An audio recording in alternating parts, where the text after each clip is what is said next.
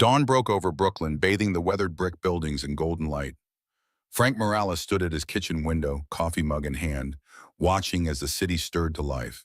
At 52, his face bore the lines of a man who had spent his life working with his hands, crow's feet at the corners of his eyes from squinting at Gage's calluses that no amount of rest would ever smooth away.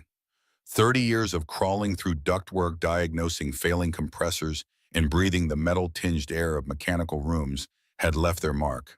But they had also given him an almost supernatural ability to diagnose problems that younger technicians with fancy degrees couldn't solve. A cough from the next room pulled his attention away from the window. His daughter Lucy's medicine was running low.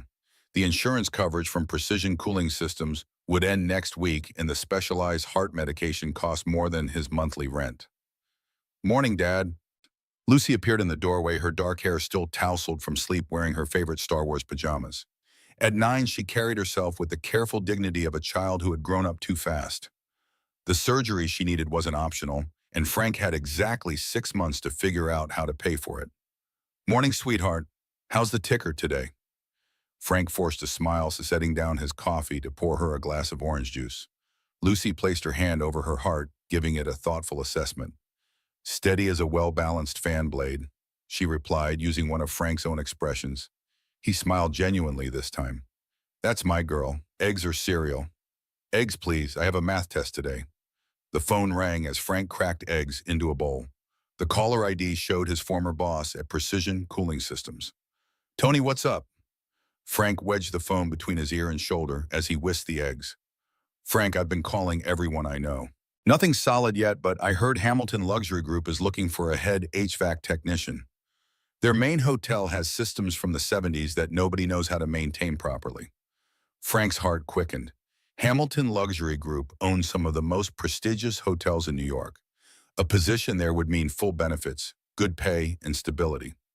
"I appreciate it, Tony. I'll get my resume over today." After hanging up, Frank turned to find Lucy watching him, her eyes serious beyond her years. "Is that a job, Dad?" "Maybe. A good one if I can get it." "You will," she said with absolute conviction. "Nobody knows more about fixing air conditioners than you." Frank wished he shared her confidence. The world had changed since he'd started in the business. These days, companies wanted degrees more than they wanted experience. They wanted certificates more than they wanted calloused hands. After dropping Lucy at school, Frank returned to their small apartment to update his resume. The worn toolbox in the corner of the living room held instruments he'd collected over decades, specialized gauges, custom-made tools equipment that told stories of countless repairs. A knock at the door interrupted his work. Walter Jenkins stood in the hallway, a newspaper tucked under his arm, his 70 years carried with the straight-back dignity of a man who'd never stopped taking pride in his work. "Thought you might want to see this," Walt said, handing over the newspaper.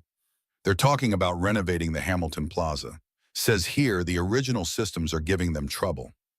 Frank studied the article while Walt made himself at home pouring a cup of coffee. "Those old carrier systems are beauties," Walt said, settling into the armchair that had become his spot during their regular visits. "Installed them myself back in '79. The main chillers are in the sub-basement, 3 stories below the street. Had to bring them in piece by piece through the old service tunnels."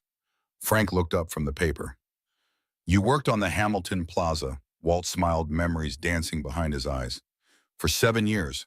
Charles Hamilton himself used to come down to the mechanical rooms. Wanted to understand how everything worked. Not like these MBA types today who couldn't tell a condenser from a compressor if their life depended on it." Frank's phone buzzed with a text from Lucy's doctor, a reminder about her upcoming appointment and the required prepayment. "I'm applying there today," Frank said, turning the laptop to show Walt his resume. "Tony thinks they need someone who understands the old systems." Walt leaned forward, scanning the document. "You're overqualified, if anything." But these days, he trailed off, both men understanding the unspoken reality. Experience didn't open doors the way it once had. "I'll put in a good word with Martin Solis if you want," Walt offered. "He's still working maintenance there. We apprenticed together back in the Stone Age." Frank nodded gratefully. In the HVAC world, connections still mattered. The old-timers formed a kind of brotherhood, passing jobs and knowledge through a network built on reputation and skill. "I appreciate that, Walt." Don't mention it. Lucy needs that surgery, and Hamilton needs someone who knows what they're doing. Seems like a perfect match to me. Victoria Hamilton stood at the window of her corner office, 42 stories above Manhattan. The Hamilton Plaza dominated the view, the crown jewel of her family's empire, a limestone and brass Art Deco masterpiece that had defined luxury hospitality since her grandfather broke ground in 1928. At 42, Victoria carried herself with the poised confidence that came from a lifetime of privilege tempered by the relentless pressure of being the first woman to lead the Hamilton Luxury Group. Her father's portrait hung on the wall behind her desk, his stern expression a constant reminder of expectations. The board meeting starts in 15 minutes, Patricia, her assistant, announced from the doorway. And HR sent up these applications for the head HVAC position. Victoria took the folder, leafing through resumes as she walked toward the conference room. Most were from young engineers with impressive degrees, but minimal hands-on experience. Then she paused on Frank Morales' application.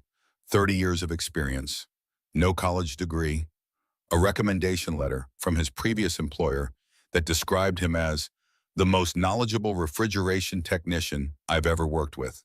She set his resume aside. Hamilton Luxury Group hired graduates from Cornell and MIT, not aging technicians from Brooklyn. The company's reputation depended on having the right people with the right credentials. The boardroom was already filling with members when Victoria arrived. Lawrence Edwards, the 75-year-old chairman, beckoned her over before she could take her seat. "Victoria, my dear, I've been reviewing the mechanical assessment for the plaza. The consultants are recommending a complete system overhaul. $5 million minimum." Victoria frowned. "That's nearly double what we budgeted."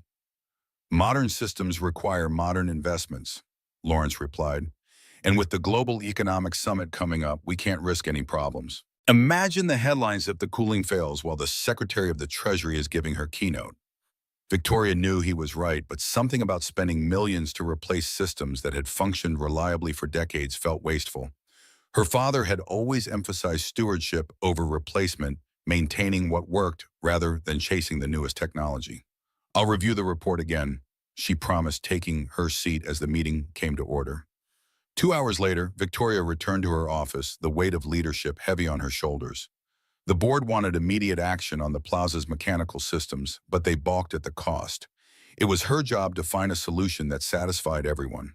She picked up Frank Morales' resume again, studying it more carefully. His experience aligned perfectly with the plaza's systems. He had spent years working with the exact models installed in the hotel's subterranean mechanical rooms. Patricia appeared in the doorway. "HR needs a decision on the HVAC candidates. They want to schedule interviews for next week." Victoria considered the resume in her hand, then set it aside. "Tell them I'll review the top 3 candidates from the engineering programs, the ones with advanced degrees." "Not this one?" Patricia asked, noticing Frank's resume. "No, he's not what we're looking for." Patricia nodded and left. Victoria turned back to the window, watching as snow began to fall on the city. The weatherman had predicted a significant winter storm, unusual for October, but not unprecedented. Hamilton Plaza had weathered countless blizzards over its nearly century-long history. What she couldn't know was that this particular storm would bring more than snow. It would bring a life-changing encounter with the man whose resume she had just rejected. The snow was falling steadily by the time Frank finished his last service call of the day. A stubborn refrigeration unit at a restaurant in Midtown had taken longer than expected to repair, and now he faced a challenging commute back to Brooklyn. He pulled his worn work jacket tighter against the wind as he walked toward the subway entrance. The Hamilton Plaza loomed ahead, its Art Deco spire disappearing into the low clouds. Frank paused, studying the building with professional interest. Through the revolving doors, he could see the opulent lobby, crystal chandeliers, marble floors, staff in crisp uniforms attending to guests who paid more for one night than Frank earned in a week. It was another world separated from his by more than just revolving doors. Movement on the roof caught his eye. Maintenance workers were securing equipment against the strengthening storm. It was sensible preparation. High winds could damage rooftop condensers, and replacement parts for units that old would be nearly impossible to find. What the workers hadn't noticed, what nobody had noticed, was the ice. The unusually cold October had created perfect conditions for ice formation along the north face of the building. Frank's experienced eye spotted a massive buildup on a decorative cornice directly above the main entrance. The vibration from passing traffic had already created hairline fractures at its base. Frank assessed the situation with the calm calculation of someone who had spent his life identifying and solving mechanical problems. The ice formation was too large and unstable to ignore. If it broke free, it would cause serious injury to anyone below. He looked for security personnel, but saw only doormen focused on assisting guests into waiting taxis. The maintenance crew on the roof was too far away to hear a shouted warning. Frank pulled out his phone, intending to call the hotel's main number, but hesitated. What would he say? That he was an unemployed HVAC technician who had spotted a potential hazard? Would anyone take him seriously? A sharp cracking sound cut through the noise of the storm. Frank looked up to see the ice formation shift, slightly separating from the building by a fraction of an inch. It wouldn't hold much longer. He started toward the main entrance, thinking he could alert the doorman, when the hotel's revolving door turned and a woman emerged. She moved with the confident stride of someone accustomed to command, her dark hair pulled back in an elegant twist, her wool coat probably worth more than Frank's monthly rent. She was also walking directly beneath the unstable ice formation. Frank opened his mouth to shout a warning, but a gust of wind carried his words away. The woman paused beneath the cornice, checking something on her phone. Above her, with a sound like breaking glass, the ice finally gave way. Frank didn't think. He dropped his toolbox and sprinted toward her, his work boots slipping slightly on the wet pavement. The woman looked up at the sound of his approach, her eyes widening in alarm as this stranger in work clothes charged toward her. He hit her with a controlled tackle, wrapping his arms around her waist and carrying them both clear of the entrance. They tumbled onto the sidewalk just as the ice mass crashed down exactly where she had been standing, shattering into hundreds of razor-sharp fragments. The impact knocked the wind from Frank's lungs. He felt a sharp pain in his side, probably a bruised rib. The woman lay beside him, stunned but apparently uninjured. "Are you hurt?" Frank asked, helping her sit up. I don't think so," she managed, her voice steady despite the shock. She looked at the ice fragments, scattered across the sidewalk, then back at Frank, understanding dawning in her eyes. "You saved my life." Frank shrugged, wincing at the pain in his ribs. Right place, right time. Hotel security was rushing toward them now, along with concerned onlookers. Frank could see his tools scattered across the wet pavement. His phone was ringing, probably Lucy wondering why he was late. "Wait," the woman said as Frank gathered his belongings. "I need your name." Frank hesitated. The last thing he needed was complication. He had enough problems without getting tangled in whatever paperwork and liability issues would follow this incident. "It doesn't matter," he said, shouldering his toolbox. "Just be careful in storms like this. Old buildings shed ice." Before she could protest, Frank turned and walked away, disappearing into the swirling snow. Behind him, he could hear the woman giving orders to security personnel, her voice carrying the unmistakable tone of someone used to being obeyed. By the time the police arrived to take statements, Frank was 3 blocks away, descending into the subway station. His ribs ached, his clothes were soaked, but he was alive. More importantly so was the woman he'd saved.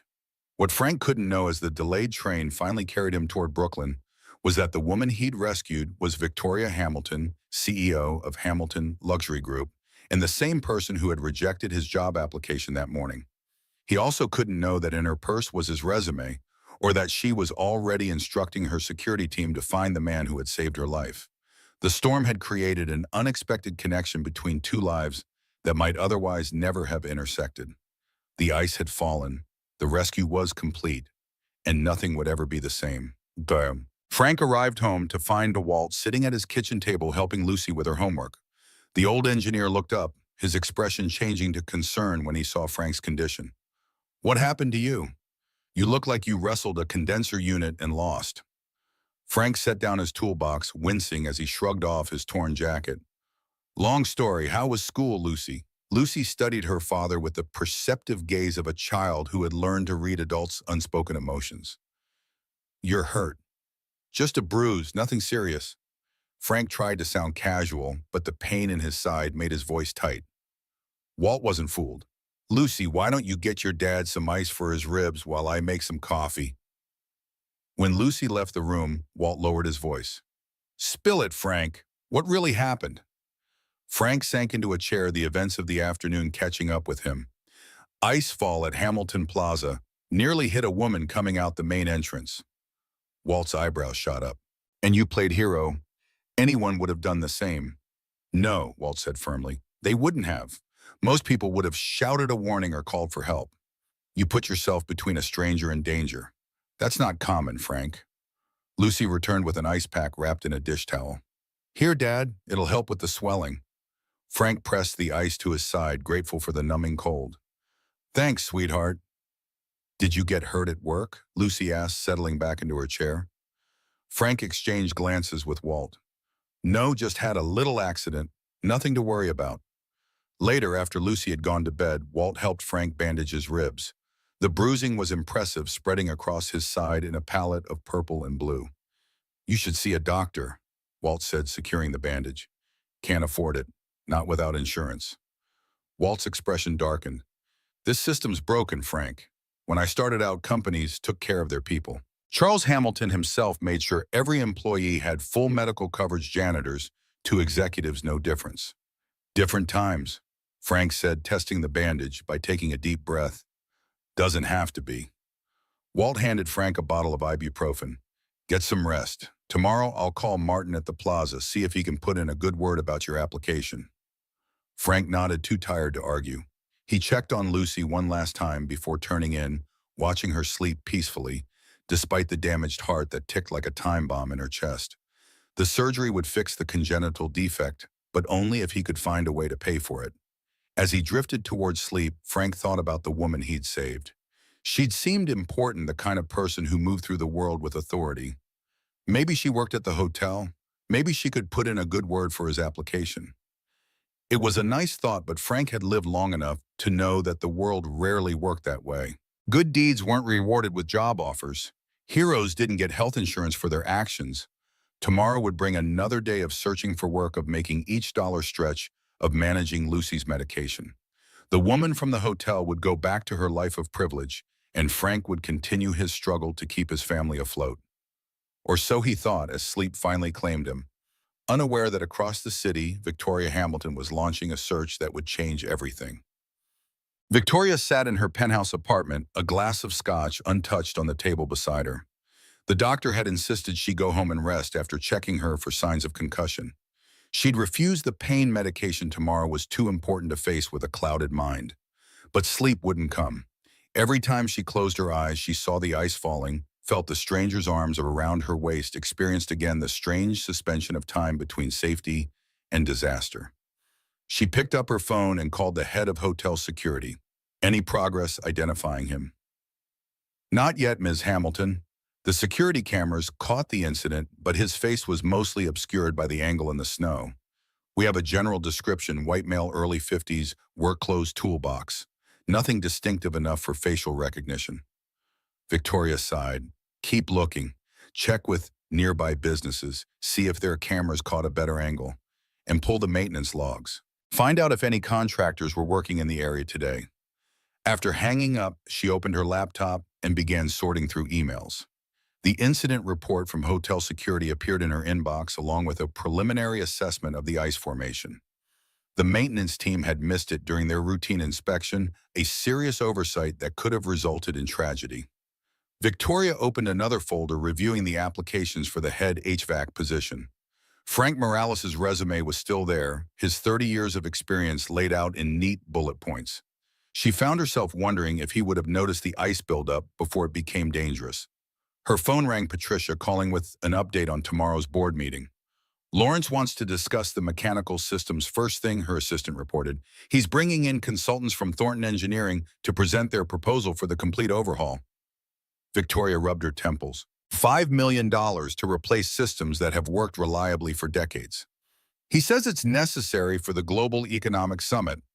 The plaza will be hosting heads of state and CEOs from around the world. I understand the stakes. I just question whether replacement is the only option. Victoria's gaze fell on Frank's resume again. Patricia, did we send out the rejection letters to the HVAC applicants yet? They're queued to go out tomorrow morning. Hold Frank Morales' letter. I want to review his qualifications again. After hanging up, Victoria found herself drawn to the window. Snow continued to fall over the city, transforming Manhattan into a winter wonderland that concealed the grit and struggle beneath its pristine surface. Somewhere out there was the man who had saved her life, a stranger who had risked his own safety for someone he didn't know, then disappeared without seeking recognition or reward. Victoria had spent her career evaluating people based on credentials, connections, and pedigree, but today's encounter had forced her to consider a different kind of value, the split-second character revealed in a moment of crisis. As she finally prepared for bed, Victoria made a decision.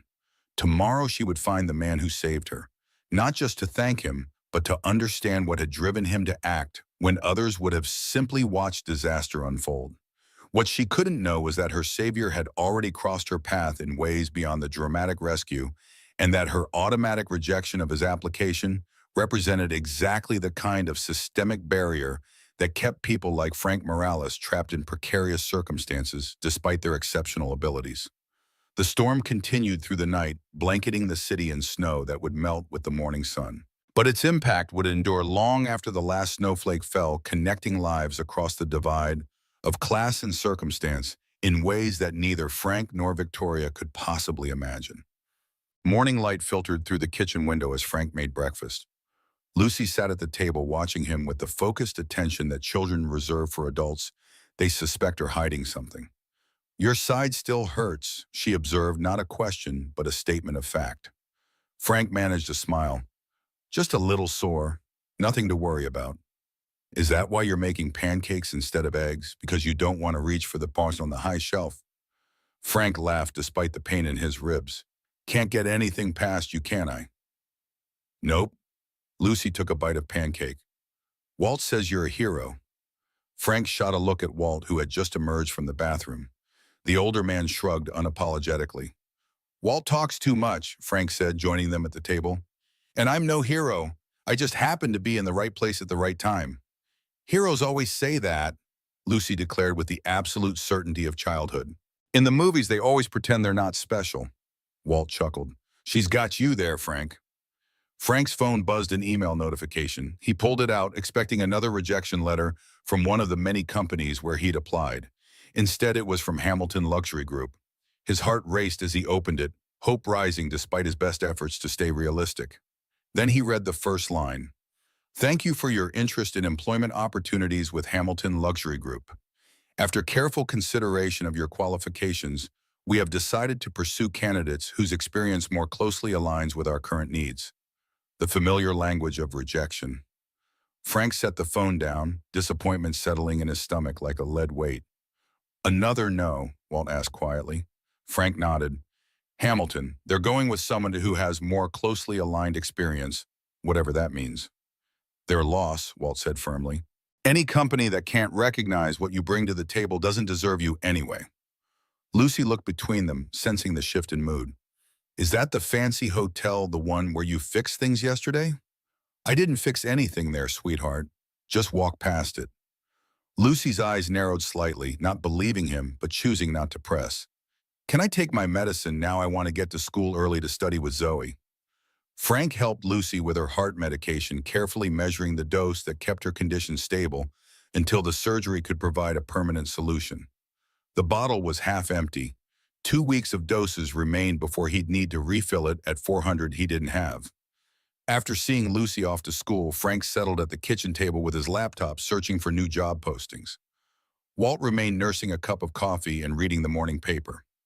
"Listen to this," Walt said, folding the paper to an inside article. "Hamilton Plaza CEO has narrow escape. There's a picture." Frank looked up sharply. "What?" Walt turned the paper around, revealing a photograph of the aftermath of yesterday's icefall. In the background, partially obscured by security personnel, was the woman Frank had saved. Now, in the clear light of day, he could see her features properly for the first time. "Victoria Hamilton," Walt read from the caption, "CEO of Hamilton Luxury Group, narrowly escaped injury when ice fell from the plaza facade. An unidentified man pulled her to safety before disappearing into the storm." Frank stared at the photograph, the pieces clicking into place. The woman he'd saved was the head of the company that had just rejected his application. The universe had a twisted sense of humor. "That's who you saved?" Walt asked, studying Frank's expression. "Apparently." "Well, I'll be damned." Walt set down the paper, a slow smile spreading across his weathered face. Frank Morales, do you have any idea what this means? It means I saved someone who wouldn't hire me if I was the last HVAC tech on Earth. Walt shook his head. It means you've got leverage. It means the universe just handed you an opportunity. Frank frowned. What are you talking about?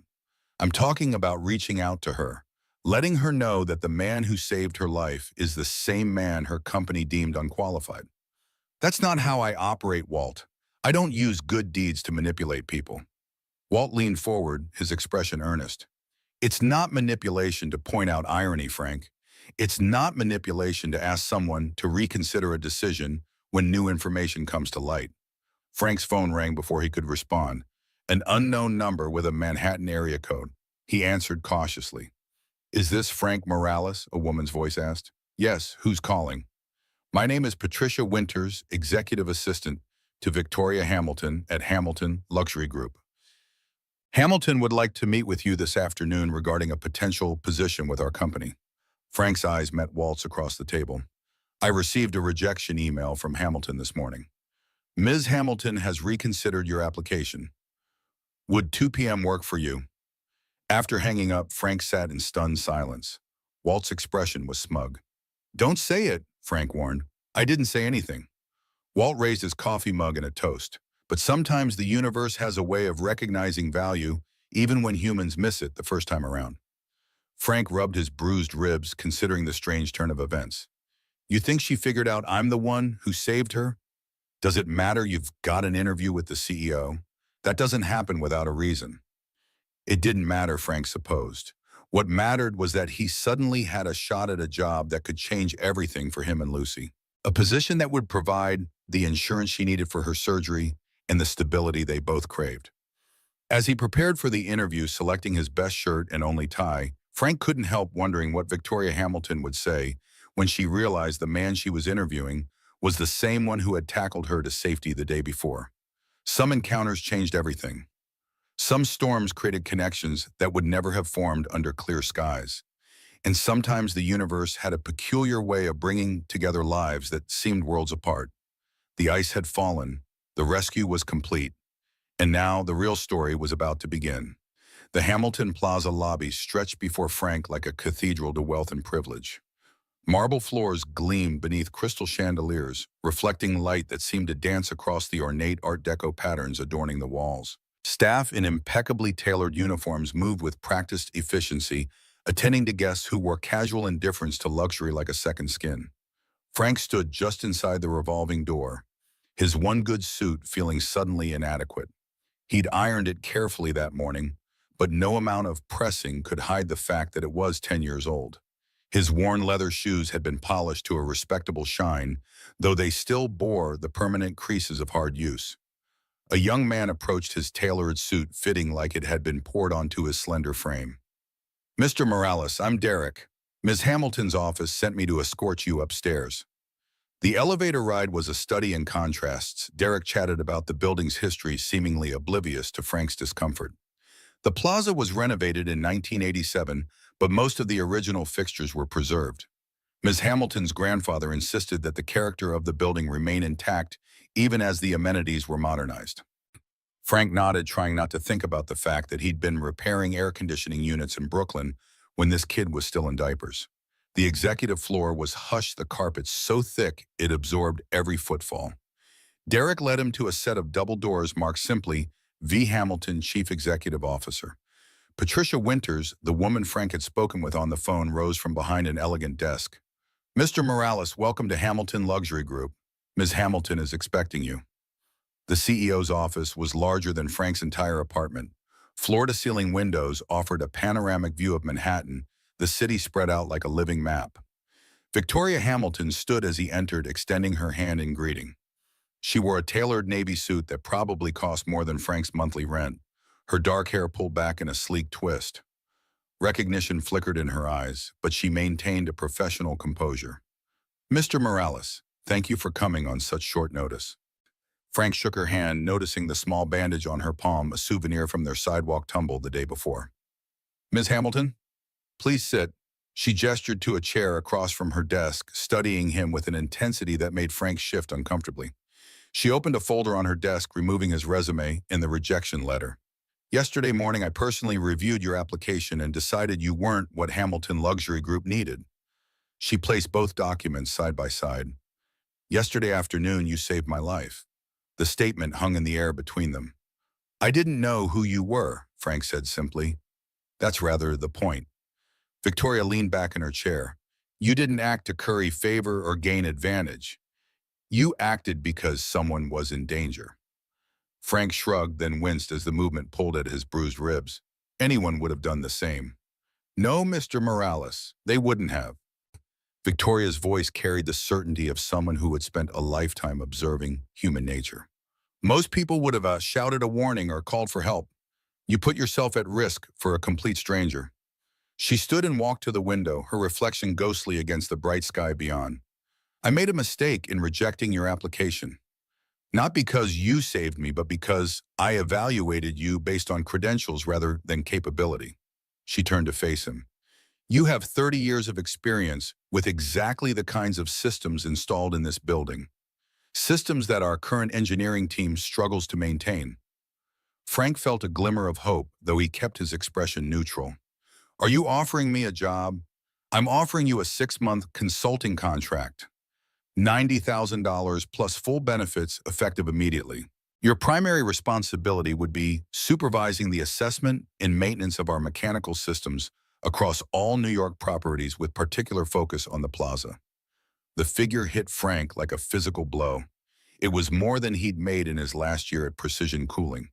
The benefits alone would cover Lucy's surgery. That's generous, he managed.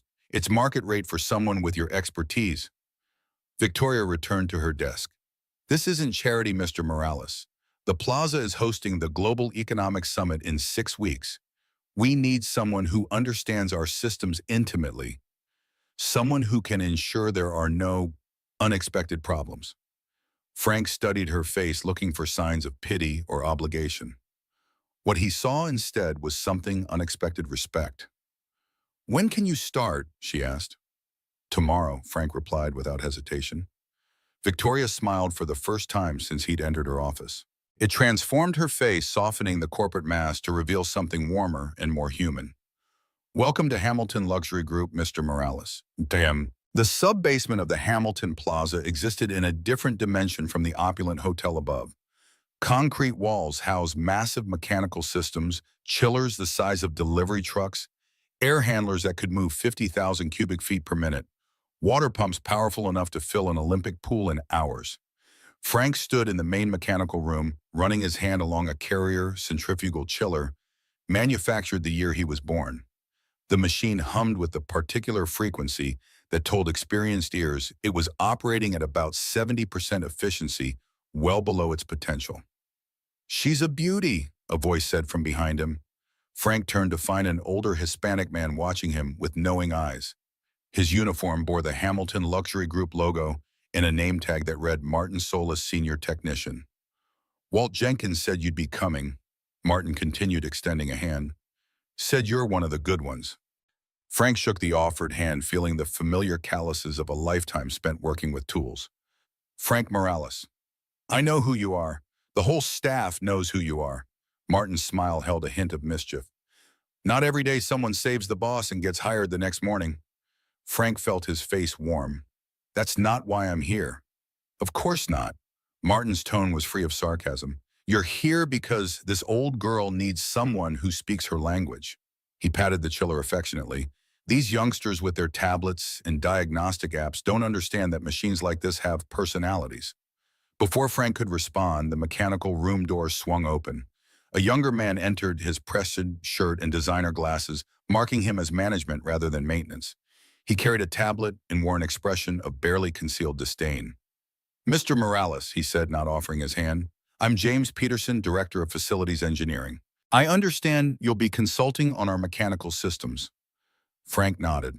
That's right. I reviewed your file this morning. Peterson's tone suggested the review had not impressed him. You should know that I've been advocating for a complete overhaul of these systems for the past year.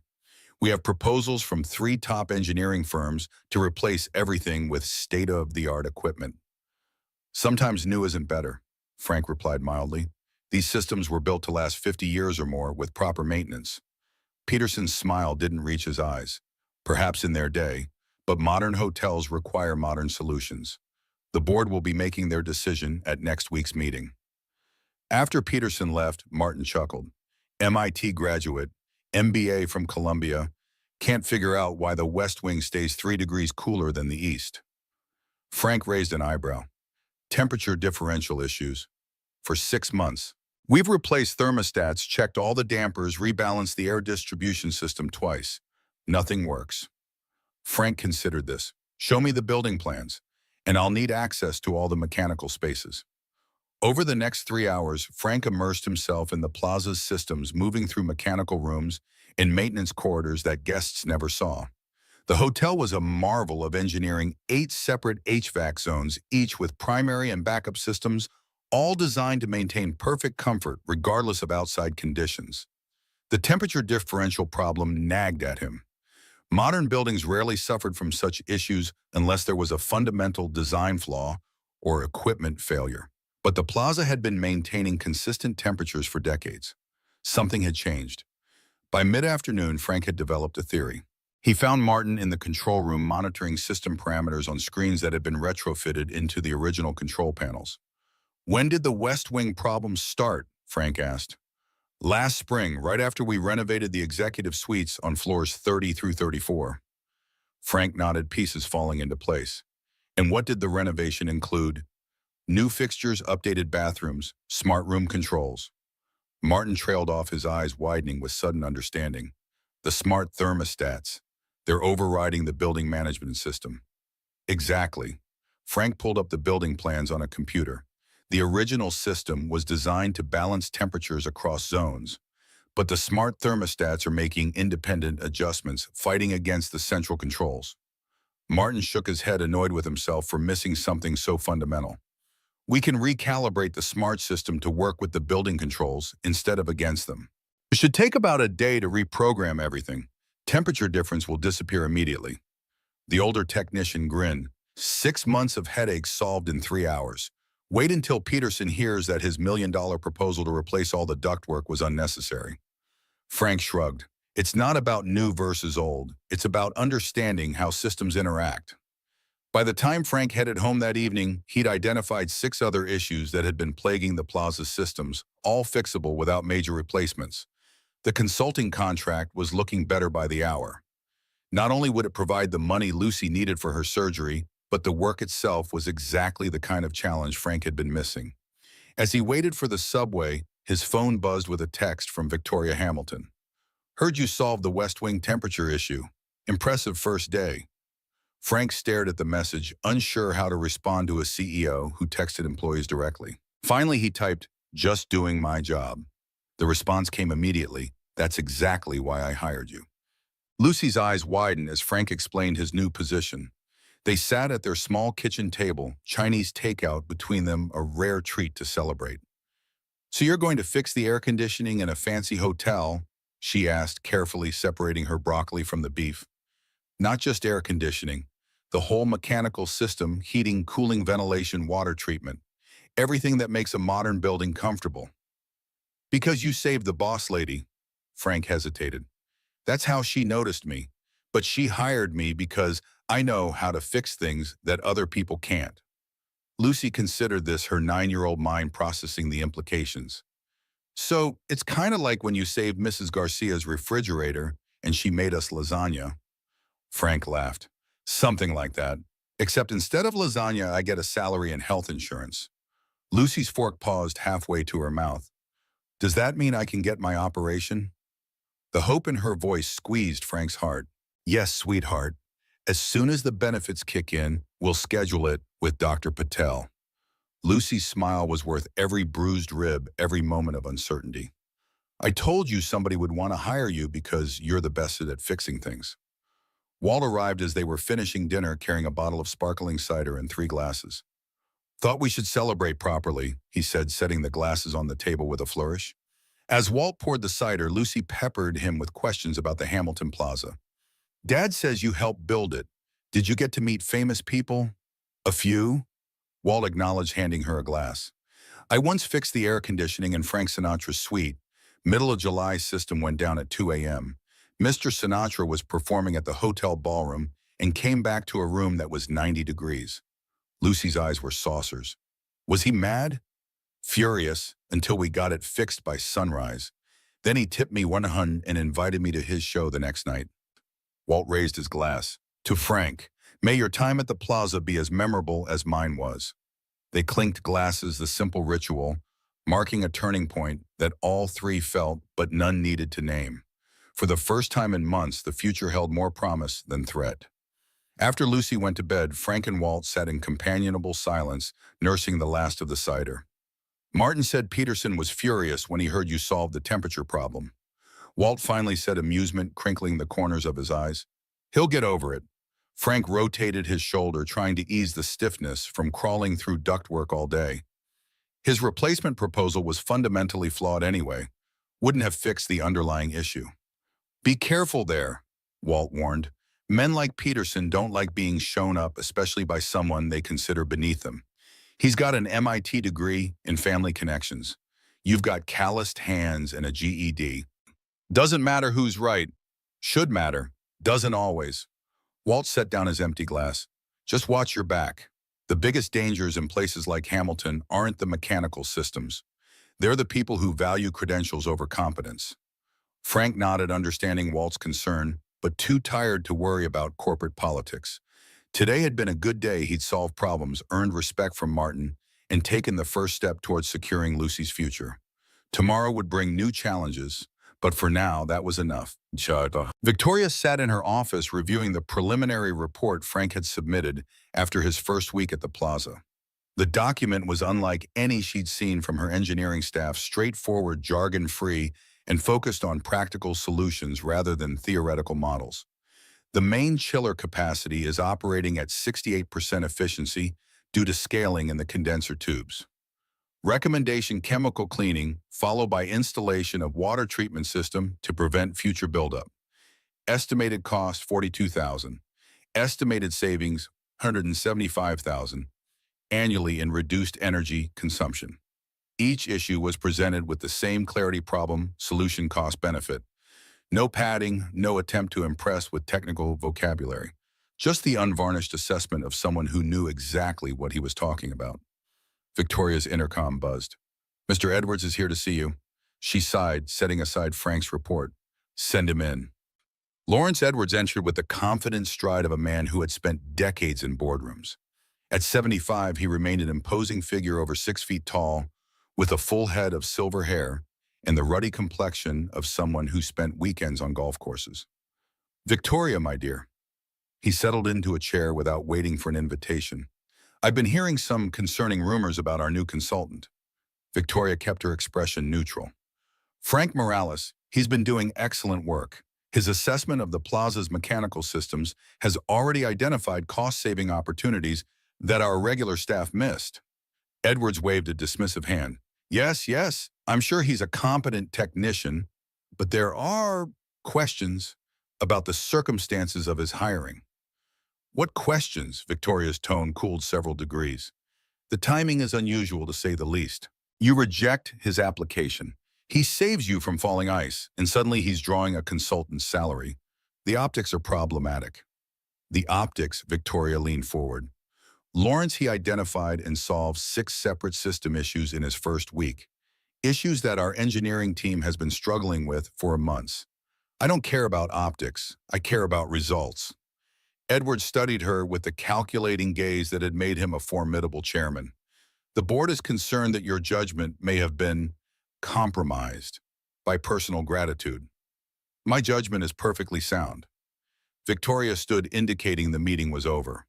Frank Morales was hired because he's the most qualified person to address the plaza's mechanical issues before the Global Economic Summit. If the board has concerns about my hiring decisions, they're welcome to review his performance metrics. After Edwards left, Victoria returned to Frank's report, but found it difficult to concentrate. The chairman's visit had been a warning shot, the first move in a corporate chess game she'd seen played out many times before. The plaza's mechanical systems had become a proxy battlefield for a larger conflict about Victoria's leadership. As the first woman to lead Hamilton Luxury Group, she'd faced subtle resistance from the old guard since taking over after her father's death. Lawrence Edwards had been her father's closest ally, but his support for Victoria had always seemed conditional.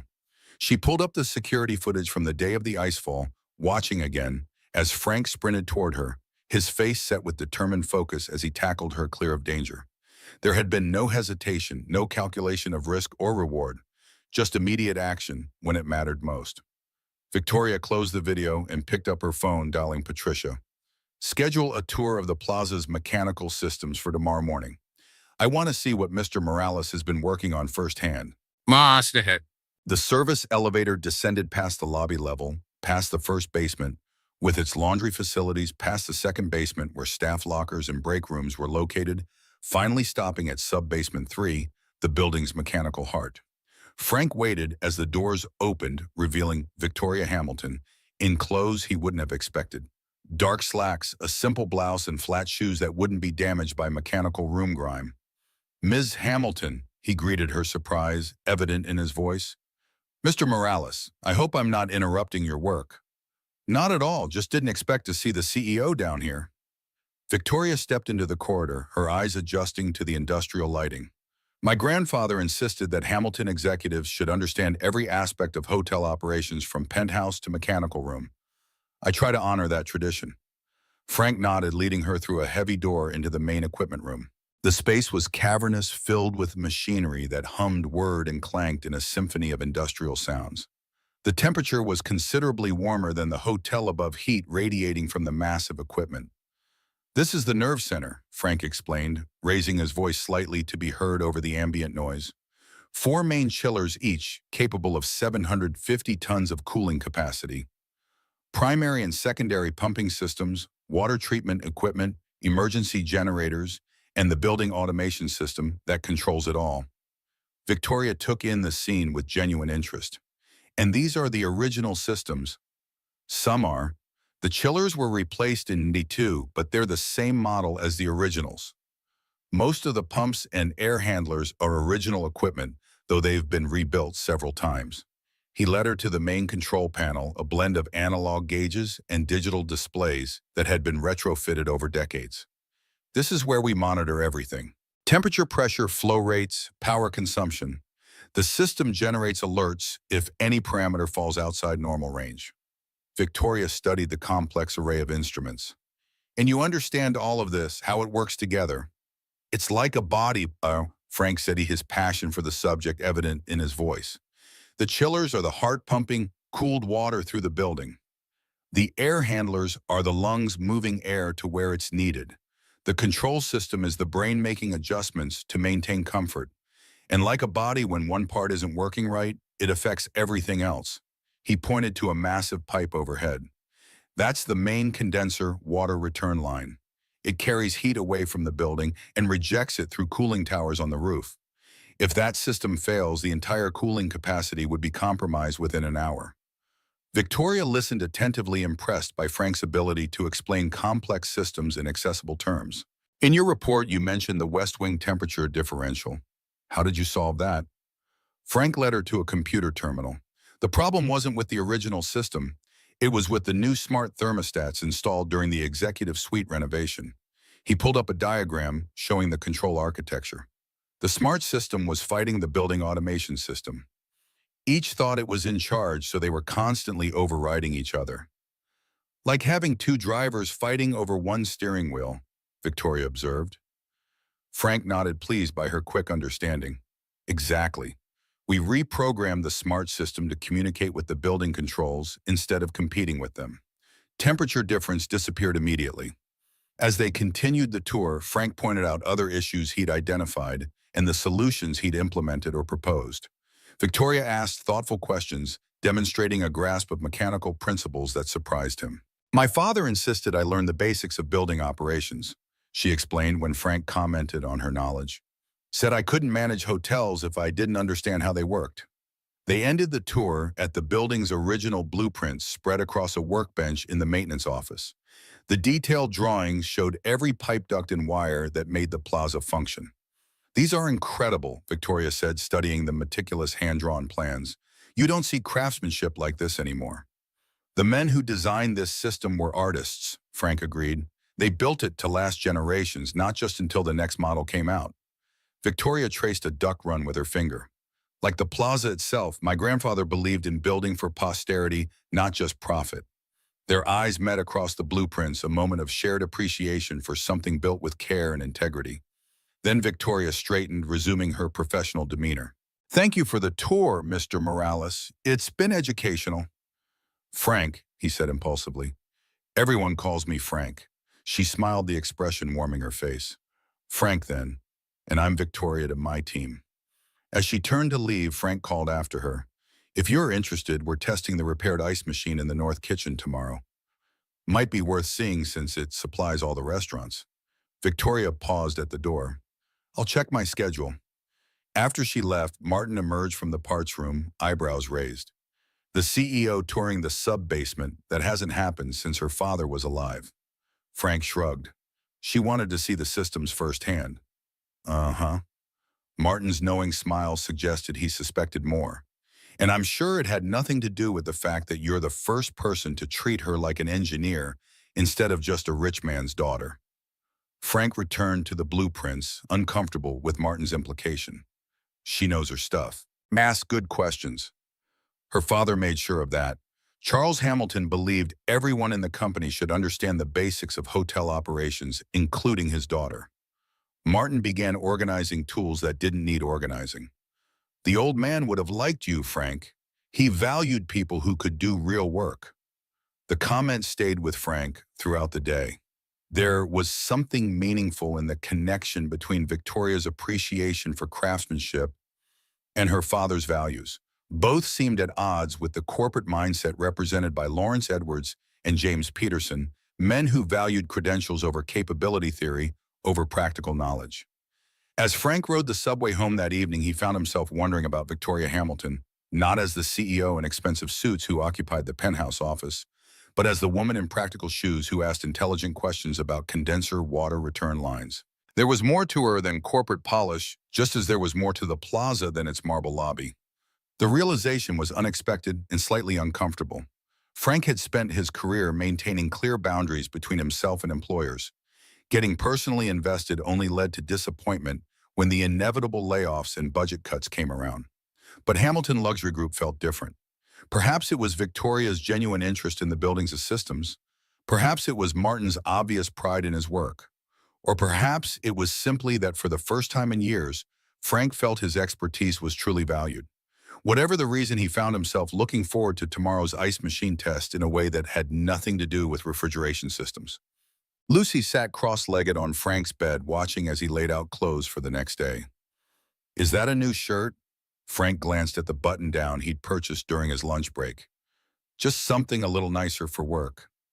Because of the boss lady. Lucy's tone was innocent, but her eyes held mischievous knowledge beyond her years. Because I'm a consultant now, Frank corrected. I should dress the part. Lucy flopped back on the bed dramatically. Dad, I'm 9, not stupid. You like her. Frank felt his face warm. I respect her professionally. That's different. Uh-huh. Lucy rolled onto her stomach, propping her chin on her hands. Is she pretty? Lucy. What? It's a simple question. Frank sighed, knowing his daughter well enough to recognize when she wouldn't be deterred. Yes, she's attractive. She's also my boss, which means our relationship is strictly professional. Lucy considered this. Walt says she's not like other rich people. He says her dad made sure she knew how things really work. Walt talks too much, Frank muttered, returning the new shirt to its hanger. Shouldn't you be finishing your homework? Already did it. Lucy rolled off the bed and headed for the door, pausing with the peculiar gravity children sometimes assume when imparting what they consider essential wisdom. Mom would want you to be happy, you know, not just working all the time. The statement caught Frank off guard. Carmen had been gone for 3 years, but Lucy rarely spoke so directly about what her mother would have wanted. I am happy, he said, the automatic response of a parent protecting their child from worry. Lucy's expression suggested she wasn't convinced. You're better now than before, but happy is different. Happy is how Walt looks when he talks about building things that last, or how you used to look when Mom made you dance in the kitchen. She left before Frank could respond, the observation hanging in the air like a challenge. It was true that his definition of happiness had narrowed since Carmen's death. Survival had taken precedence, keeping Lucy healthy, keeping a roof over their heads, keeping the creditors at bay. The simple joy of craftsmanship had been his only real indulgence. Frank sat on the edge of the bed, memories surfacing unbidden. Carmen twirling in their tiny kitchen, pulling him into an impromptu dance while dinner simmered on the stove. Lucy, barely 6, then clapping in delight at her parents' antics. "You take everything too seriously," Carmen would tease him. "There's more to life than work, mi amor." She had been the spontaneous one, the dreamer who balanced his practicality. Her absence had left him focused on responsibility to the exclusion of almost everything else. Frank's phone buzzed with a text message. Victoria Hamilton's name appeared on the screen. "Looking forward to seeing the ice machine repairs tomorrow. Would 10 a.m. work for your schedule?" Frank stared at the message, a strange lightness in his chest that he hadn't felt in years. Not happiness exactly, but perhaps a glimpse of what Lucy had been trying to describe, a moment when work wasn't just about survival, but about shared appreciation for something done well. He typed his reply, "10 a.m. works perfectly. We'll demonstrate the full cycle from maintenance to production." The response came immediately. "Excellent. Looking forward to it." Frank set down the phone, a small smile playing at the corners of his mouth. Perhaps Lucy was more perceptive than he'd given her credit for. Perhaps there was something to be said for finding joy in unexpected places, even in the restoration of an industrial ice machine in a luxury hotel's kitchen. For the first time in longer than he could remember, Frank found himself anticipating the next day with something more than dutiful responsibility. It was a feeling he'd almost forgotten, the simple pleasure of sharing expertise with someone who genuinely appreciated it. That wasn't happiness, he told himself firmly. It was professional satisfaction, nothing more. But as he prepared for bed, Frank couldn't help wondering if Carmen would have seen right through his rationalization just as Lucy had. Some things, it seemed, couldn't be fixed with tools and technical knowledge. Some things required a different kind of expertise altogether. The Wall Street Journal headline caught Victoria's eye as she reviewed her morning media briefing. "Hamilton Plaza mechanical overhaul, delayed cost-cutting or common sense." The article detailed the board's decision to postpone the $5 million system replacement in favor of targeted repairs and upgrades. It quoted anonymous sources who attributed the change to Victoria's unconventional hiring of a non-degreed consultant with personal connections to the CEO. Victoria set down her tablet, a familiar tension gathering between her shoulders.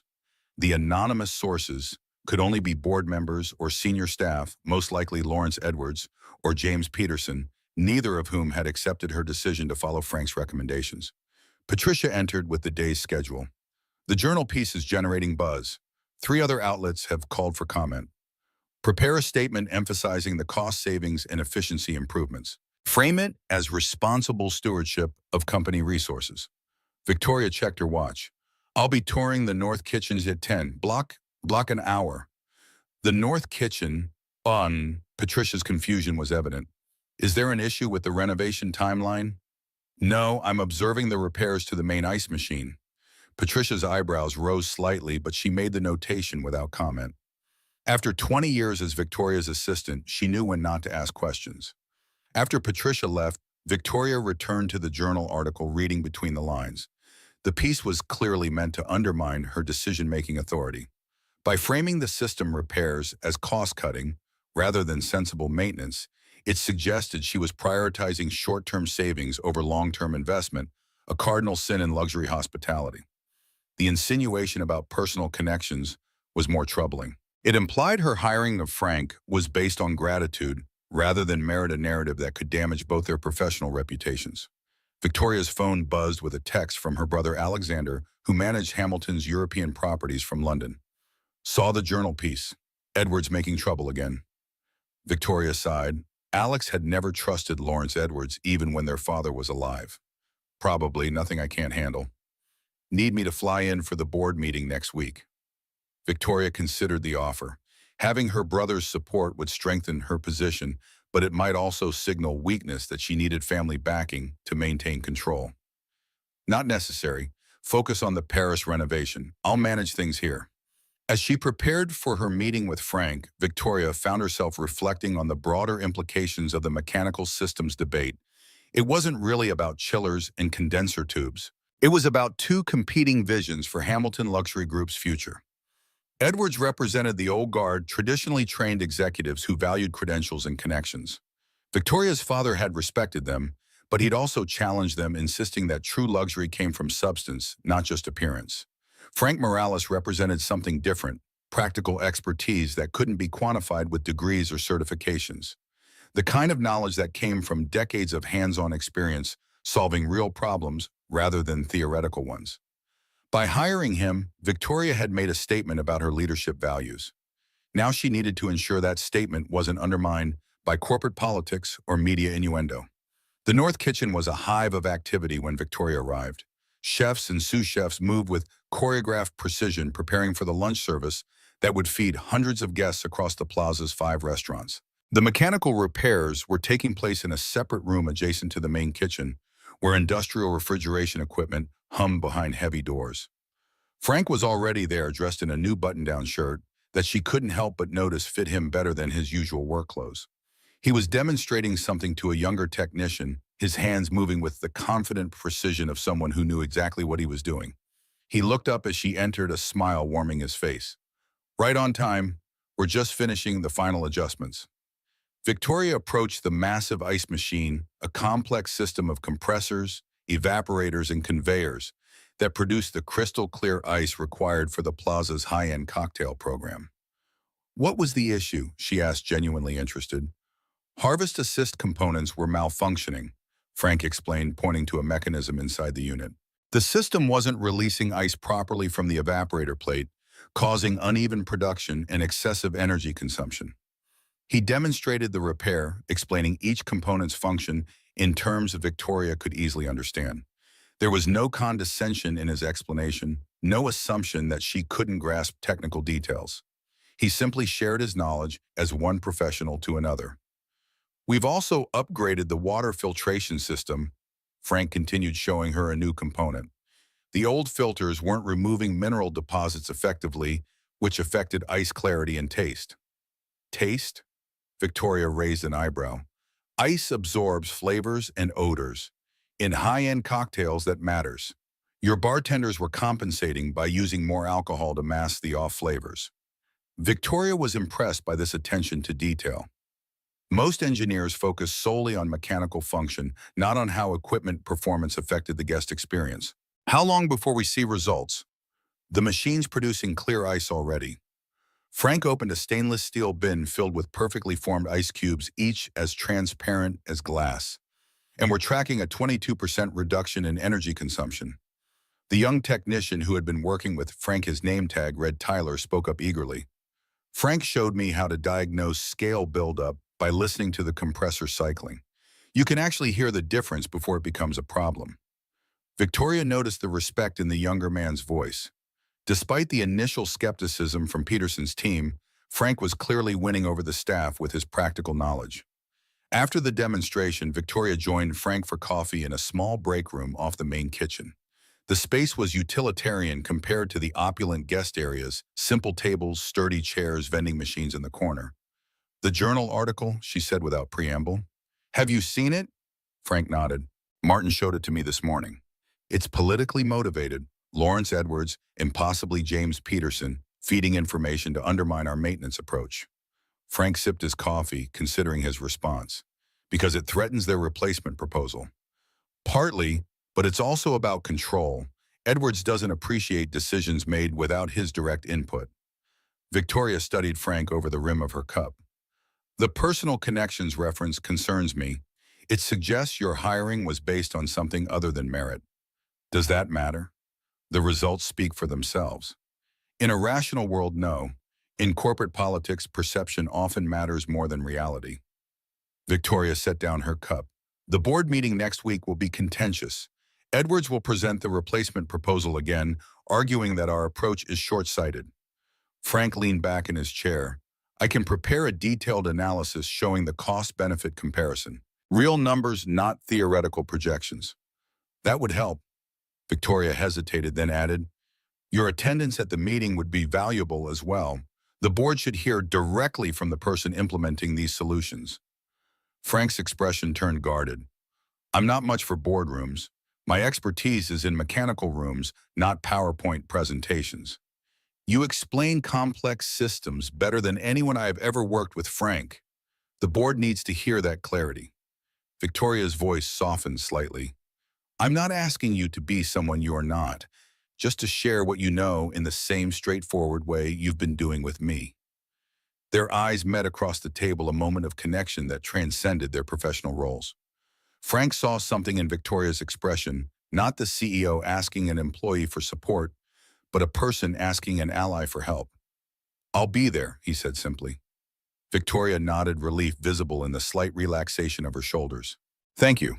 As they left the break room, Victoria was aware of kitchen staff watching with curious eyes. The CEO sharing coffee with the new HVAC consultant in the employee break room, rather than summoning him to her office. It wasn't the usual Hamilton protocol, but perhaps that was exactly the point. Her grandfather had built Hamilton Luxury Group on the principle that true quality came from the ground up, from people who understood their craft and took pride in their work. Somewhere along the way, the company had drifted toward valuing appearance over substance, credentials over capability. Frank Morales represented an opportunity to recalibrate that balance, not by replacing one extreme with another, but by demonstrating that both types of knowledge had value when applied in service of excellence. As they parted ways in the main corridor, Victoria found herself looking forward to the board meeting with something approaching anticipation rather than dread. For the first time since taking over as CEO, she felt she was truly leading, rather than simply managing, shaping Hamilton's future rather than merely preserving its past. The journal article was just the opening salvo in what would likely be a difficult battle. But with Frank's practical expertise supporting her strategic vision, Victoria felt confident they could prevail against whatever Edwards and his allies might throw at them. What she couldn't know was that across the city, forces were already gathering that would test not just their professional alliance, but their personal character in ways neither of them could anticipate. The New York Business Chronicle office hummed with the energy of an approaching deadline. Reporters hunched over keyboards, editors barked instructions, and the constant ping of news alerts provided a digital backbeat to the controlled chaos. Rebecca Chen, the Chronicle's hospitality industry reporter, was reviewing the Wall Street Journal piece on Hamilton Luxury Group when her phone rang. Chen speaking?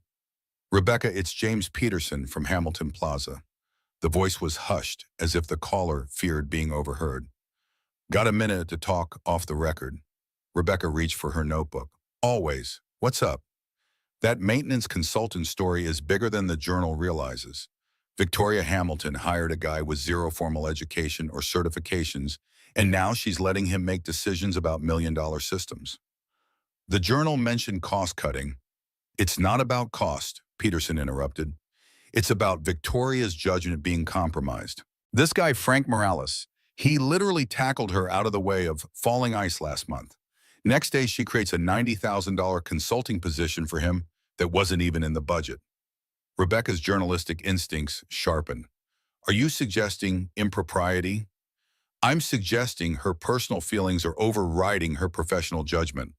The board is concerned, especially with the Global Economic Summit coming up. These systems are critical infrastructure. If they fail during the summit because some unqualified handyman made the wrong call, do you have documentation, emails, meeting minutes, anything concrete? I'll send what I can, but you should talk to Lawrence Edwards. As board chairman, he's been trying to address this through proper channels, but Victoria won't listen.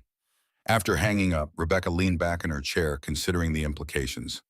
Hamilton Luxury Group was one of New York's most prestigious hospitality companies. Victoria Hamilton was the first female CEO of a major luxury hotel chain. A story suggesting she'd compromised professional standards for personal reasons would be explosive. But Peterson clearly had an agenda. Rebecca would need corroboration and documentation before moving forward.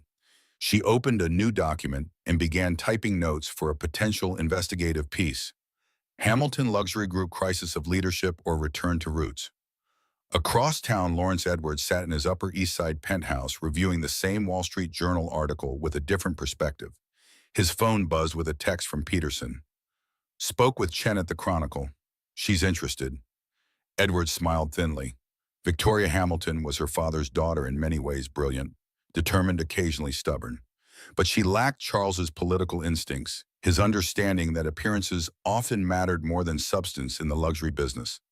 The Morales situation was a perfect example. The man might be competent. Edwards had reviewed the performance metrics himself and couldn't deny the results. But hiring someone with no formal credentials for a high-level position sent the wrong message. It suggested desperation, or worse, personal favoritism. The Global Economic Summit provided the perfect leverage point. With world leaders and business titans descending on the plaza, the mechanical system's reliability would be under intense scrutiny. Any problem, no matter how minor, could be framed as evidence of Victoria's poor judgment. Edwards had no personal animosity toward Victoria. He'd known her since childhood, had watched her grow from a precocious girl following her father through hotel kitchens to a poised executive with her own vision for Hamilton's future. But that vision increasingly diverged from what Edwards and other board members believed was best for the company. Victoria emphasized substance over style, value over prestige, long-term sustainability over short-term profits. She questioned traditional hiring practices, executive compensation packages, even the fundamental pricing model that had made Hamilton synonymous with luxury. Frank Morales represented everything Edwards found concerning about Victoria's approach, prioritizing practical knowledge over formal credentials, elevating maintenance staff to consultant status, blurring the lines between management and labor that had defined Hamilton's corporate structure for generations. The board meeting next week would be a test of Victoria's leadership. Edwards didn't expect to win outright. Victoria still controlled enough votes to block any direct challenge to her authority. But he could create doubt-raised questions about her judgment that would linger in board members' minds. And if the Chronicle published a story questioning the Morales hiring, that would only strengthen Edwards' position. It wasn't personal, he told himself as he drafted talking points for the board meeting. It was about protecting Hamilton Luxury Group's legacy, the legacy Charles had entrusted to the board when he'd named his daughter as successor. Victoria was still young, still learning. This would be an important lesson in corporate governance and public perception, a lesson her father would have wanted her to learn. Across the city in 3 separate locations, the key players in this unfolding drama prepared for a confrontation none of them fully anticipated. Victoria reviewed system performance data that supported Frank's approach. Frank explained complex mechanical principles to his daughter, who absorbed the information with the quick intelligence that made him so proud. Lawrence Edwards refined strategies to protect a corporate tradition he genuinely believed was under threat. None of them could know that their carefully laid plans would soon be rendered irrelevant by circumstances beyond their control, a perfect storm of mechanical failure, extreme weather, and human ambition that would test not just their professional abilities but their fundamental character. The mechanical heart of the Hamilton Plaza continued its steady rhythm, pumping heated water through miles of pipes, moving conditioned air, through countless ducts, maintaining the perfect environment that guests expected and rarely thought about. But within that complex system, small failures were accumulating, a worn bearing. Here, a corroded connection there, microscopic stress fractures developing in components never designed to last half a century. Like the ice formation that had brought Frank and Victoria together, these hidden weaknesses were waiting for the perfect combination of circumstances to reveal themselves. And when they did, the consequences would reach far beyond mechanical systems to affect the lives and futures of everyone connected to the Hamilton Plaza. The stage was set, the players were in position, and the true test was about to begin. The Hamilton Plaza's grand ballroom had been transformed for the board meeting. The ornate space usually reserved for society weddings and charity galas now featured a massive conference table presentation screens and the subtle trappings of corporate power. Oil paintings of past Hamilton patriarchs gazed down from gilded frames, their stern expressions seemingly judging the proceedings. Frank stood at the ballroom entrance, adjusting his tie, a new purchase for the occasion.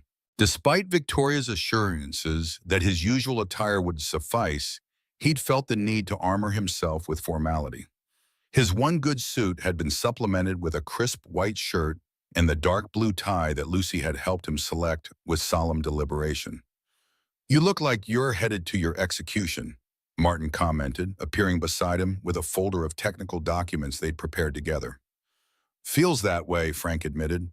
Give me a failing compressor any day over a room full of executives. Martin patted his shoulder. Just remember, none of them could keep this building running for a day without people like us. Charles Hamilton understood that. Some of these board members still do. Inside the room hummed with the particular energy of wealth and influence. Board members in bespoke suits clustered in small groups, their conversations hushed but intense. James Peterson stood with a team from Thornton Engineering, their matching blue folders, suggesting a coordinated presentation. Victoria spotted Frank from across the room and made her way toward him, navigating the social currents with practiced ease. She wore a tailored charcoal suit that somehow managed to be both authoritative and elegant. "Thank you for coming," she said quietly. "Your technical expertise will be crucial when Peterson presents his replacement proposal." Frank nodded, acutely aware of the glances directed their way. "I've prepared the comparative analysis you requested, real numbers, not projections." "Perfect." Victoria's smile held genuine warmth. "Don't be intimidated by the setting. Just explain the systems as clearly as you did for me." Before Frank could respond, Lawrence Edwards approached, his silver hair gleaming under the ballroom's crystal chandeliers. "Victoria, my dear." His tone was cordial, but carried an undercurrent of tension. "And this must be the famous Mr. Morales, Lawrence Edwards, chairman of the board." Frank shook the offered hand, noting the smooth palm that had never known calluses. "Mr. Edwards, I've been reviewing your performance metrics." Edwards' smile didn't reach his eyes. "Quite impressive for someone with your background." The emphasis on the last word made its meaning clear. Frank had encountered this particular brand of condescension throughout his career, the implicit suggestion that practical expertise was somehow less valuable than academic credentials. "Frank's background is precisely what makes him valuable," Victoria interjected smoothly. 30 years of hands-on experience with exactly the systems we're discussing today." Edwards inclined his head slightly. "Indeed. Well, shall we begin? We have much to cover." The board meeting proceeded with the formal rhythm of corporate ritual. Financial reports were presented, marketing strategies discussed, expansion plans debated. Frank sat quietly beside Victoria, absorbing the proceedings with the same focused attention he brought to diagnosing mechanical problems. Finally, Edwards turned to the agenda item that had brought Frank to the ballroom. "Now, regarding the plaza's mechanical systems, we have two competing proposals to consider." He nodded to Peterson. "James, please present the Thornton Engineering recommendation." Peterson moved to the presentation screen with confident strides. His slides were polished, filled with impressive graphics and authoritative-sounding terminology. "The plaza's mechanical infrastructure has reached end-of-life status." He began displaying a chart with steeply declining efficiency projections. "Thornton Engineering recommends complete replacement with state-of-the-art systems that would reduce energy consumption by 40% while providing redundancy that our current systems lack." He clicked through slides showing glossy images of new equipment, elaborate control systems, and impressive technical specifications. The presentation was designed to overwhelm with modernity and innovation. The investment would be $5.2 million, Peterson concluded, with projected energy savings of $420,000 annually, providing ROI within 12 years. Most importantly, it would eliminate the risk of catastrophic failure during high-profile events like the upcoming Global Economic Summit. Edwards nodded approvingly. "Thank you, James. Very thorough." He turned to Victoria. "And your alternative proposal?" Victoria stood, her presence commanding, despite Edwards' attempt to frame her approach as secondary. "Rather than replacement, we're recommending targeted upgrades and comprehensive maintenance of the existing systems." I've asked Frank Morales to present the technical details. Frank moved to the front of the room, suddenly aware of every crease in his suit, every scuff on his shoes. The board members watched with expressions ranging from polite interest to barely concealed skepticism. He'd prepared slides, but as he faced the room, Frank made a split-second decision. He set aside the remote and simply began to speak. "The plaza's mechanical systems aren't at end of life, they're at midlife. These systems were designed to operate for 75 to 100 years with proper maintenance. We're seeing efficiency declines not because the equipment is obsolete, but because it hasn't been maintained according to original specifications." Frank's voice grew stronger as he continued his natural authority on the subject, overcoming his discomfort with the setting. In the past month, we've restored the main chillers to 91% efficiency, up from 68% through chemical cleaning and water treatment. We've rebalanced air distribution systems, repaired heat exchangers, and corrected control system conflicts that were causing unnecessary energy consumption. He turned to Peterson's impressive charts. The projected efficiency gains in the replacement proposal are overstated. Modern equipment is designed for a 20-year life cycle, not 75 years. The plaza would face another replacement cycle 3 times before the current systems would truly reach end of life. Board members were listening now, several taking notes. Frank continued warming to his subject. Our approach costs $840,000, about 16% of the replacement proposal. It achieves 85% of the efficiency improvements while preserving the system's fundamental reliability. The plaza has maintained perfect comfort conditions through hurricanes, blackouts, and record temperature extremes because these systems were built with redundancy and resilience that modern value-engineered equipment can't match. Frank gestured to the ballroom around them. When your grandfather built this hotel, Mr. Edwards, he insisted on mechanical systems that would last as long as the building itself. He didn't want future generations tearing out walls and ceilings every 20 years to replace equipment that had been designed for obsolescence. Edwards's expression tightened slightly at the reference to his grandfather, a contemporary of the original Charles Hamilton. Frank concluded simply, these systems aren't failing.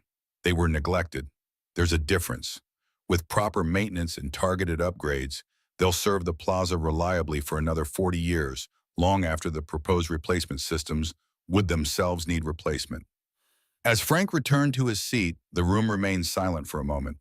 His straightforward expertise had cut through the corporate jargon and technical intimidation of Peterson's presentation. Board members exchanged glances, reassessing the decision before them. Edwards recovered first. Thank you, Mr. Morales. A passionate defense of traditional approaches.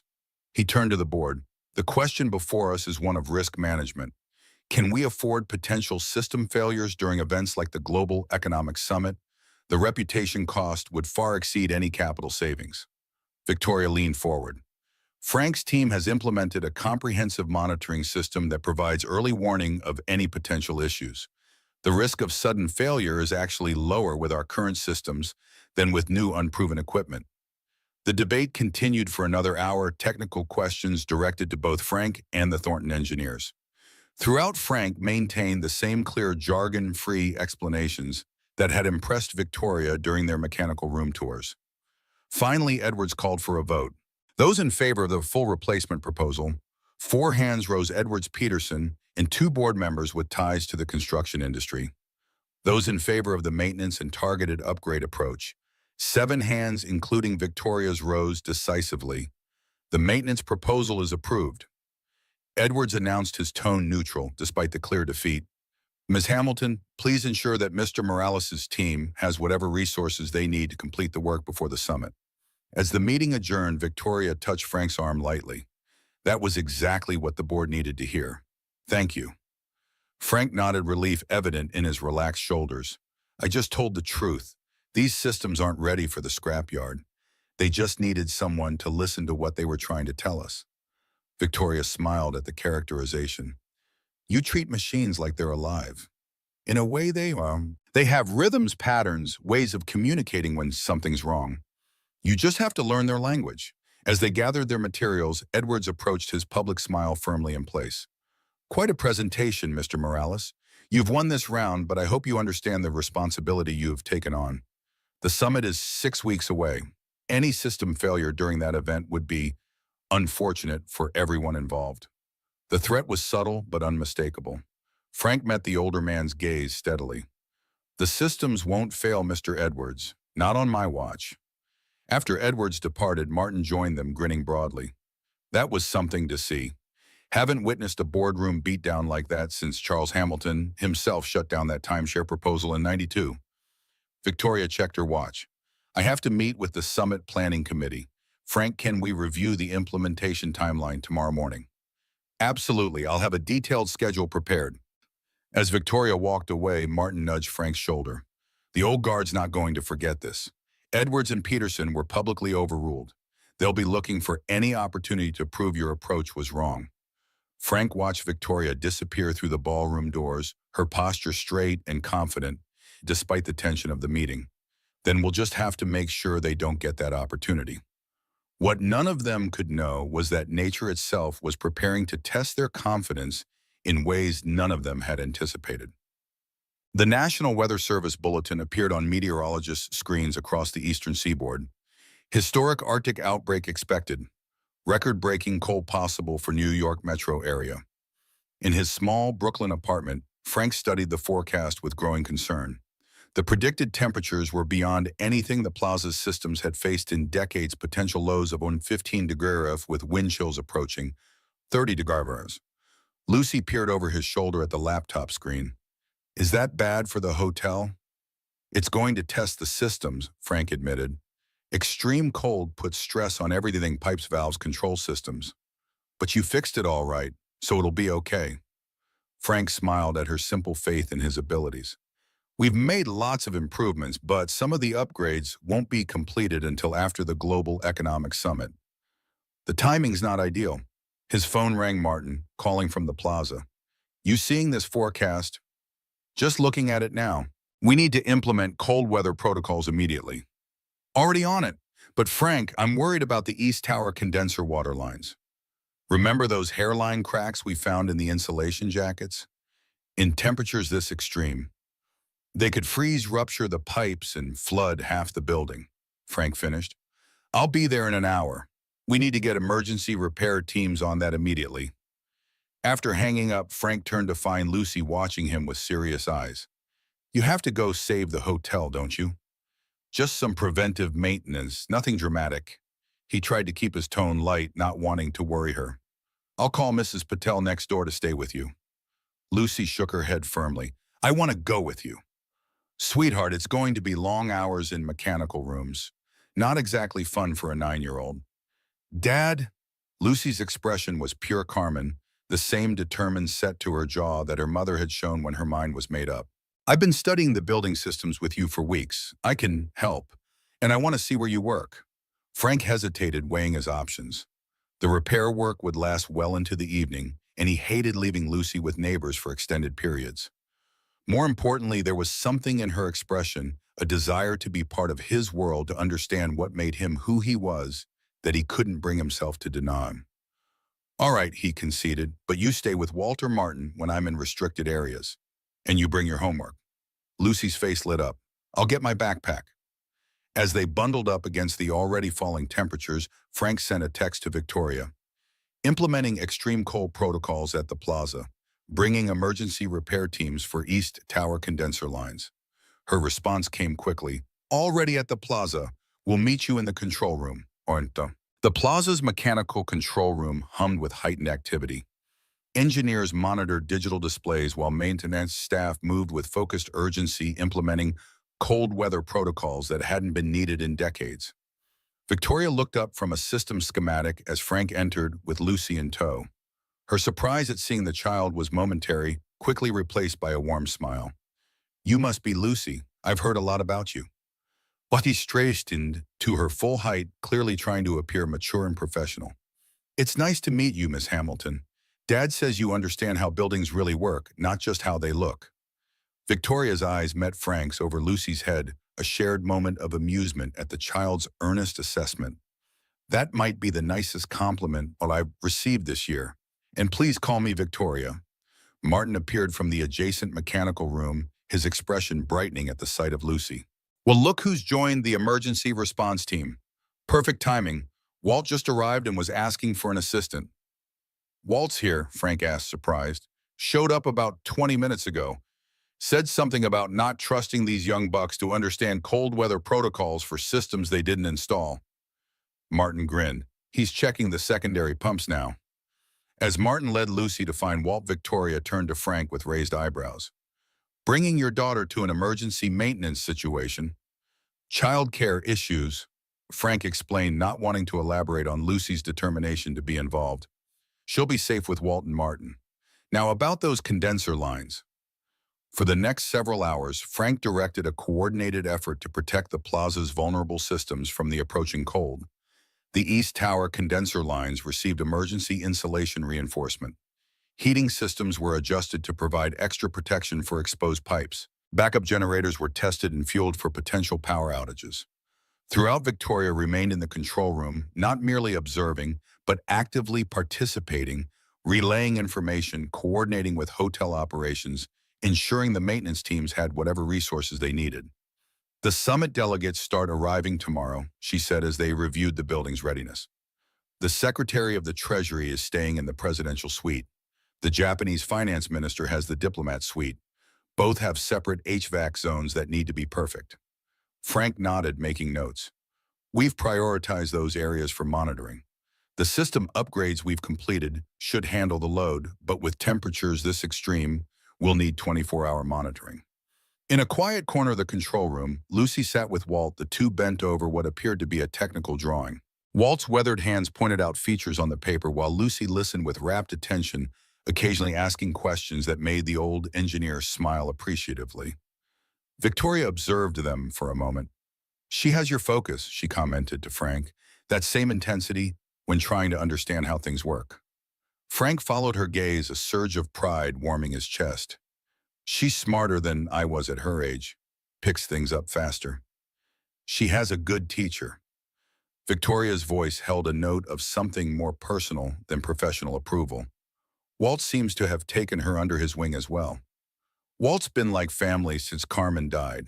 He's taught Lucy everything from basic algebra to how internal combustion engines work. Victoria turned to face him fully. Frank, Her words were cut off by a sudden alarm, a high-pitched tone that sent the control room staff into immediate action. One of the monitoring screens flashed red warnings. Primary chiller pressure drop. Critical alert. Frank moved to the main console, scanning the data with practiced efficiency. The main feed valve is failing. Pressure's dropping across all primary loops. What does that mean? Victoria asked, all personal conversation forgotten. It means we're losing circulation in the primary cooling system. If we can't maintain pressure, the chillers will shut down to prevent damage. Frank turned to the maintenance team. Martin, take 2 techs and check the main valve assembly in sub-basement 2. I'll reroute through the secondary loops to maintain pressure until you can assess. As Martin rushed out with his team, James Peterson entered the control room, his expression a mixture of concern and barely concealed satisfaction at the emerging crisis. What's happening? He demanded, looking at the warning displays. Pressure drop in the primary system, Frank replied without looking up from his work.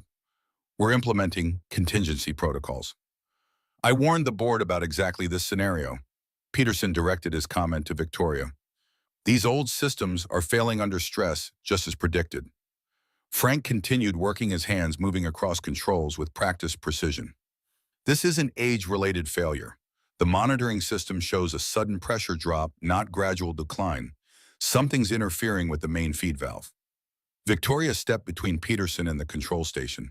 James, unless you have technical expertise to contribute, please coordinate with hotel operations to ensure they're prepared for any necessary adjustments to guest services. Peterson's jaw tightened at the dismissal, but he nodded curtly and left the control room. As the door closed behind him, Frank glanced at Victoria. He's hoping for failure, he said quietly. It would vindicate his replacement proposal. Focus on preventing that failure, Victoria replied. Politics can wait. Lucy approached her, expression worried. Dad, Walt says the Japanese diplomat's room might get too cold if the secondary loops can't handle the load. Frank looked at his daughter in surprise. Walt told you that? Lucy nodded solemnly. He explained how the zones work and which ones would be affected first if pressure keeps dropping. He says you should consider manually overriding the West Tower loop to prioritize the diplomatic suites. Frank exchanged a glance with Victoria, both impressed by the child's clear understanding of the situation. Tell Walt that's exactly what we're doing next. And ask him to join us here. We could use his experience with the original system design. As Lucy hurried off, Frank continued the complex process of rerouting cooling capacity through secondary systems. Victoria watched him work, struck by the calm expertise in his movements. There was no panic, no wasted motion, just the focused problem-solving of someone who had faced countless mechanical emergencies. Martin's voice crackled over the radio. Frank, we found the problem. Someone closed the main isolation valve halfway. It's not mechanical failure, it looks deliberate. Frank and Victoria exchanged shocked glances. Sabotage, Victoria whispered. Or a test, Frank replied grimly. Someone wanted to see if our monitoring systems would catch a developing problem before it became critical. Peterson, possibly, or someone wanting to prove his replacement proposal was necessary. Frank returned to the controls. Regardless, we caught it. Martin's reopening the valve now. System pressure should stabilize within minutes. True to Frank's prediction, the warning alarm silenced as pressure readings returned to normal ranges. The crisis had been averted, but the implications remained troubling. If someone within the Hamilton organization was willing to risk system failures to prove a point, what might they attempt next? Victoria's phone rang the hotel manager, reporting that despite the brief mechanical issue, all guest areas had maintained perfect comfort conditions. The summit delegates would arrive to a fully functioning luxury property, unaware of the drama unfolding behind the scenes. As the control room returned to normal operations, Walt joined them, Lucy at his side like a dedicated apprentice. The older engineer's expression was grave. Deliberate valve closure isn't something that happens by accident, he said without preamble. Someone's playing a dangerous game. We need to limit access to critical mechanical areas, Frank agreed, and implement continuous monitoring of all main system components. Victoria nodded. I'll authorize 24-hour security for all mechanical spaces. No one enters without proper credentials and logged purpose. Walt placed a hand on Lucy's shoulder. This young lady understood the implications of the pressure drop immediately, figured out which zones would be affected first. You've been teaching her well, Frank. Lucy beamed at the praise, but her expression quickly returned to seriousness. The weather report says it's going to get even colder tonight. Will the hotel be okay? It will now, Frank assured her. We've identified the weakness and corrected it. The systems are functioning exactly as they should. What he didn't say, what he didn't need to say to Victoria and Walt, was that the real threat wasn't from mechanical failure, but from human interference. Someone with access and knowledge had deliberately created a potentially dangerous situation. Whether as a test or sabotage, the action revealed a willingness to put the plaza at risk to achieve personal goals. As night fell over New York, the temperature continued to drop, setting new records with each passing hour. The plaza's mechanical systems hummed with the strain of combating the historic cold, but they held steady, maintained by a team that understood their every quirk and capability. In the control room, Frank, Victoria, Walt, and Martin established a rotation for overnight monitoring. Lucy had finally succumbed to exhaustion, curled up on a makeshift bed of jackets in the corner, her breathing deep and regular despite the tension around her. She should be home in bed, Frank said, watching his daughter sleep. She's exactly where she wants to be, Victoria replied softly, with her father learning what matters to him. Frank turned to find Victoria studying him with an expression he couldn't quite interpret, something beyond professional respect or casual friendship. Something that made his heart beat a little faster despite his exhaustion. Thank you, he said simply, for trusting my judgment about these systems, for giving me the chance to prove what I've always known, which is that understanding how things work is more important than having the right credentials to talk about how things work. Victoria smiled, the expression transforming her face from corporate executive to something warmer and more authentic. My father would have liked you, Frank. He always said the plaza's true luxury wasn't in its marble floors or crystal chandeliers, but in the perfect comfort guests never had to think about, the invisible excellence that people like you make possible. The moment stretched between them, filled with unspoken possibilities. Then the radio crackled with an update from a technician checking roof equipment, breaking the spell. As Victoria moved away to speak with the security team, Frank turned back to the monitoring systems, his mind already planning the next steps to protect the plaza through the record-breaking night ahead. Outside, the temperature fell to 15 degrees. Winds howled around the plaza's Art Deco facade, and the city that never sleeps huddled against the cold it hadn't experienced in generations. Inside, behind walls and above ceilings that guests never saw, a battle was being waged against both nature and human interference, a battle for the plaza's perfect invisible comfort. Frank Morales stood at the center of that battle, doing what he had always done best, fixing things, solving problems, making systems work. But for the first time in years, he was doing it not just for a paycheck, but for something that felt surprisingly like a calling. And for the first time since Carmen's death, he found himself looking toward the future with something more than grim determination, something that felt dangerously close to hope. The Global Economic Summit opened without a hitch. As world leaders and financial titans gathered in the plaza's grand spaces, the building's mechanical systems performed flawlessly despite the continuing Arctic conditions outside. Every suite maintained perfect temperatures, every meeting room offered ideal comfort, every restaurant provided the precise environment expected of a world-class luxury hotel. Behind the scenes, Frank's team maintained vigilant monitoring, preventing several potential issues before they could develop into problems. The attempted sabotage was not repeated, though security remained heightened around all mechanical areas.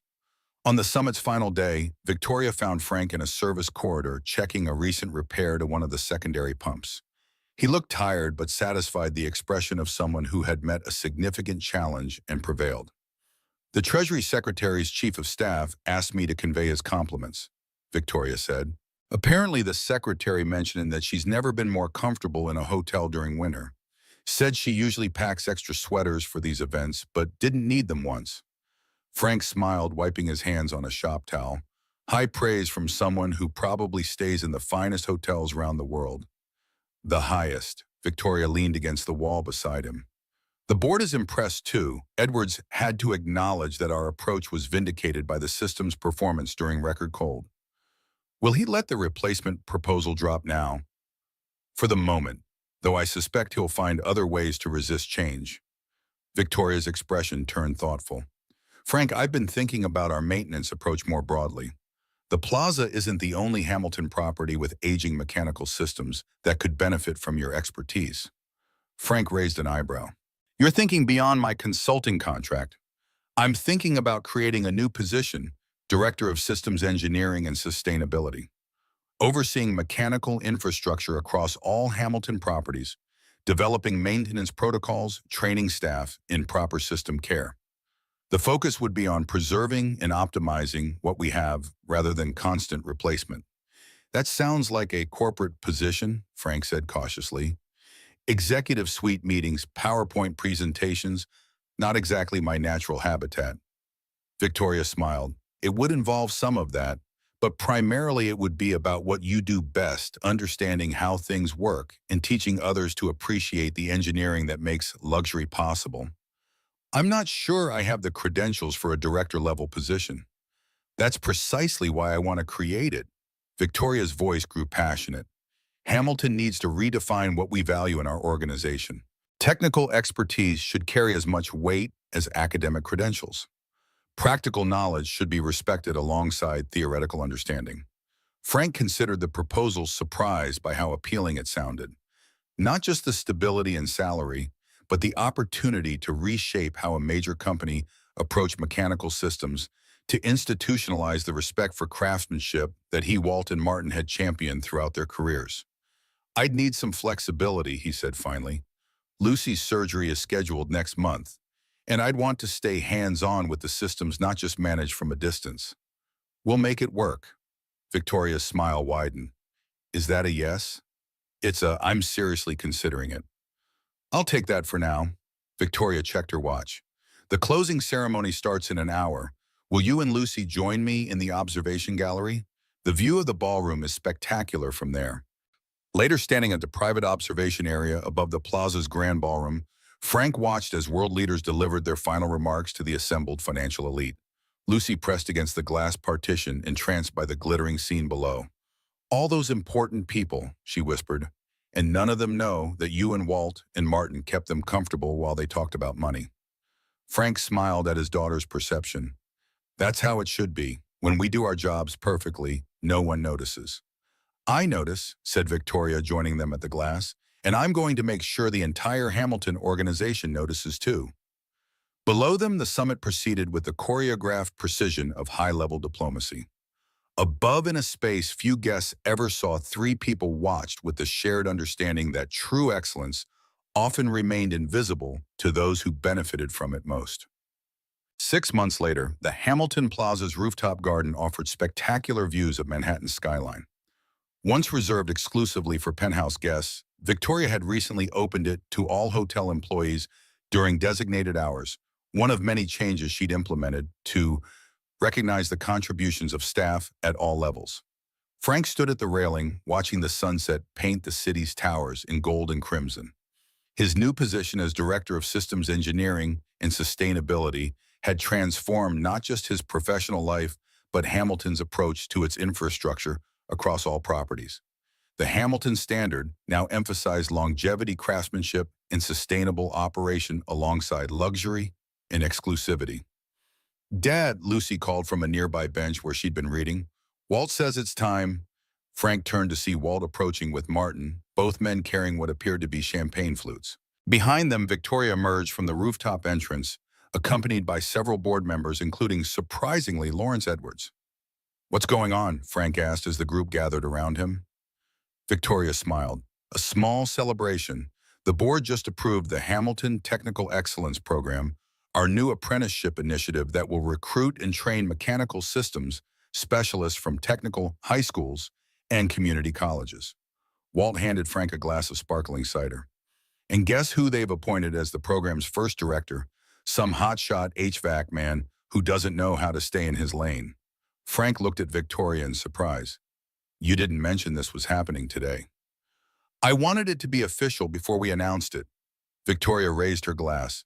To Frank Morales, who reminded Hamilton Luxury Group that true excellence isn't just about appearances, it's about substance, craftsmanship, and the wisdom to value practical knowledge. As everyone raised their glasses, Frank noticed Edwards watching him with an expression that had evolved from skepticism to grudging respect. "The program was my suggestion, actually," the chairman said, answering Frank's unspoken question. "My grandfather started as a boiler technician before joining Hamilton's board. I'd forgotten that part of our company's heritage until recent events refreshed my perspective." Frank nodded his appreciation, understanding the concession for what it was, not just acceptance of his role, but recognition of the values he represented. Lucy tugged at his sleeve, her face serious. "Does this mean other kids whose parents fix things will get chances too?" Frank exchanged glances with Victoria, both touched by the child's concern for fairness. "That's exactly what it means, sweetheart. We're creating opportunities for people who understand how things work, not just people who have fancy degrees." "Good." Lucy's approval was solemn. "Because knowing how to fix things is important." As the small gathering continued, Frank found himself standing beside Victoria at the railing, watching as Lucy engaged Walt and Martin in animated conversation about the building's original construction. "Her heart surgery was successful?" Victoria asked quietly. Frank nodded, gratitude evident in his expression. "Complete recovery expected. The cardiologist says she'll be able to do anything other kids can do." "She's remarkable, already talking about engineering principles that most adults don't understand. She wants to design buildings someday, says she'll make sure the mechanical systems are treated with proper respect from the beginning." Victoria smiled. Hamilton could use more architects with that perspective.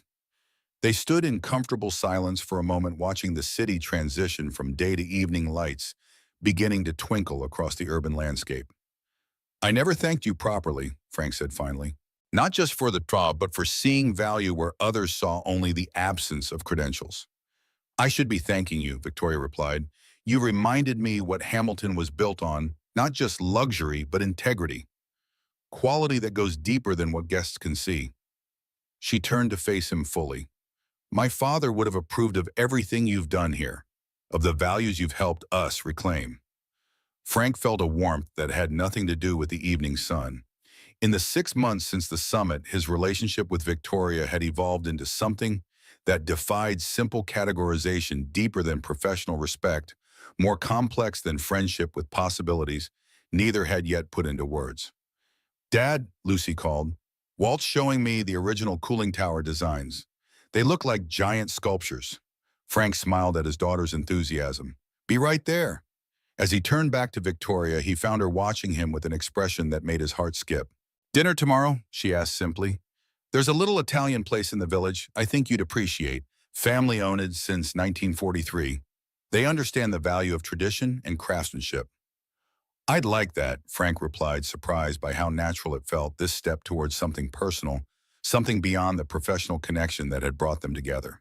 As they rejoined the others, Frank thought about the journey that had led him here, from desperate unemployment to respected executive, from struggling single father to man with hope for the future, all because of an ice formation, a split-second decision, and a woman who had been willing to look beyond conventional credentials to see the value of practical expertise. Walt raised his glass again. "To things built to last," the old engineer proclaimed, "building systems and the values that sustain them." "To things built to last," everyone echoed. Frank's eyes met Victoria's across the circle, both understanding that the toast applied to more than just mechanical systems. Some connections once formed had the potential to endure, like the plaza itself, through storms and challenges, growing stronger with proper care and maintenance. In the fading light, with his daughter, healthy and happy, beside him, Frank Morales allowed himself to fully embrace the future for the first time in years. Whatever came next would be built on a foundation of mutual respect, shared values, and the understanding that true quality in buildings and work and in relationships went far deeper than surface appearances. The plaza's mechanical heart continued its steady rhythm, below them a testament to engineering that had stood the test of time. And in that moment, surrounded by people who valued substance over style and craftsmanship over credentials, Frank knew he had found exactly where he belonged. 1 year later, the Hamilton Technical Excellence Center occupied what had once been underutilized office space adjacent to the plaza. Now it housed classrooms, workshop areas, and a fully functional replica of the hotel's mechanical systems, a training facility where theory met practice under the guidance of experienced technicians. Frank stood at the entrance, watching as the first class of apprentices listened to Walt explain the principles of refrigeration with the passionate clarity of someone sharing not just knowledge, but wisdom.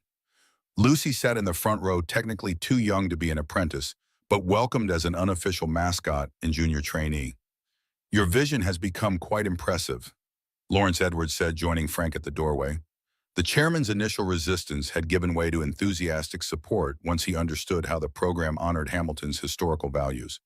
"It's grown beyond what I imagined," Frank acknowledged. 20 apprentices in the first class with guaranteed positions upon completion. Applications for next year already exceeding available spots. "Victoria tells me you've had inquiries from other hotel groups interested in implementing similar programs." Frank nodded. "4 so far. Turns out we're not the only ones realizing that technical expertise is getting harder to find and that traditional hiring practices miss a lot of talented people." Edwards watched as Walt demonstrated a diagnostic technique the apprentices gathered around with genuine interest. "My grandfather would have approved. He always said luxury was built on the backs of people who understood how things actually worked." "Wise man." Frank checked his watch. "Speaking of Victoria, I should head up. We're reviewing the expansion plans for the Chicago property." As Frank rode the elevator to the executive floor, a journey that still occasionally felt surreal, he reflected on how much had changed in a year. The Hamilton Technical Excellence Program had evolved from concept to reality with surprising speed, championed by Victoria and eventually embraced by the entire board. More personally, his relationship with Victoria had deepened into something neither had expected, but both treasured, a partnership built on mutual respect that had gradually naturally evolved into love. They moved in different worlds professionally, he in mechanical rooms and training facilities, she in boardrooms and strategic planning sessions, but they shared a fundamental understanding of what mattered: integrity, quality, and the courage to value substance over appearance. Victoria looked up from her desk as he entered her office, her smile warming in a way reserved just for him. "How's Walt's class going?" Captivating his audience as usual. "Lucy's taking notes like she's preparing for a doctoral dissertation." Victoria laughed. "She told me yesterday that she's going to design the next Hamilton hotel when she grows up. Said it will have the most beautiful mechanical systems ever created." "That sounds like my daughter." Frank settled into a chair across from Victoria's desk, still sometimes amazed at the ease he now felt in these executive spaces. "She's already talking about engineering programs for college." "Smart girl," Victoria set aside her papers. "Ready to review the Chicago plans. The building systems are similar to the plaza's, about 20 years newer, but showing similar maintenance issues." As they worked together, moving seamlessly between technical details and strategic considerations, Frank was struck by how naturally they complemented each other's strengths. Victoria understood the business implications of every decision. Frank grasped the practical realities of implementation.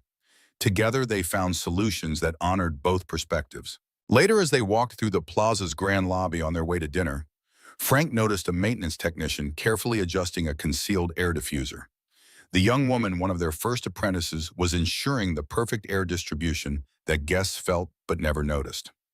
"That's it right there," Frank said, pausing to watch.